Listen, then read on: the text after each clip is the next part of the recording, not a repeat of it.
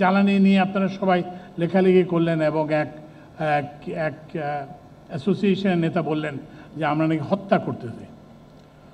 তো এখন আমি নিজে গেলাম, এই গত শনিবারে আমরা গেলাম, আমি নিজে গেলাম, আমি 12-13টা প্রতিষ্ঠান পরিদর্শন করি। পরিদর্শন মানে কিন্তু ওই যে ওদের অফিসে যেয়ে না, আমি ওই যে আরএমএসের তাদের মিটারের রিডিংটা কত সেটা দেখলাম। এবং আমরা কিন্তু এই জন্য আমরা এই যে জ্বালানির যে রিকোয়ারমেন্ট সেটার জন্য আমরা কিন্তু ব্যবস্থা করছিলাম।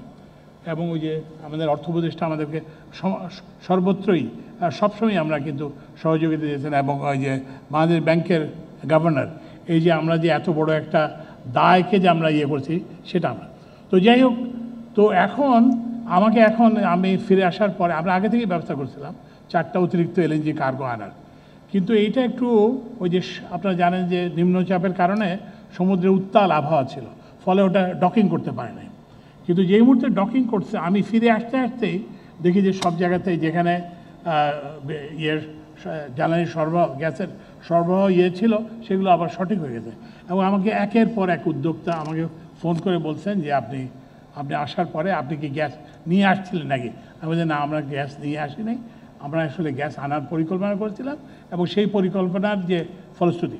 তো ওই জন্য এখন আমরা যেটা চেষ্টা করছি একটা সবাই মিলে একটা পরিকল্পিত উন্নয়ন চেষ্টা করছি।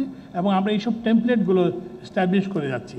রমজানে কীভাবে লোড ফ্রি রাখতে হয়, তারপরে ঈদের যাতায়াত কীভাবে করতে হয়, চট্টগ্রামের জলাবদ্ধতা কীভাবে মোকাবেলা করতে হয়, এই অর্থনীতির কী বলে যে এক্সচেঞ্জ রেটকে কীভাবে স্টেবিলাইজ করতে হয়, তারপরে হচ্ছে যে এইভাবে নানান রকম আমরা টেমপ্লেট আমরা এস্টাবলিশ করে যাচ্ছি যে এখন যাতে সামনে যারা সরকার আসবেন তারা এগুলো দেখতে পারবেন এবং এগুলো যদি তারা অবলম্বন করেন তাহলে আমাদের জনজীবনের জন্য স্বস্তির কারণ হবে।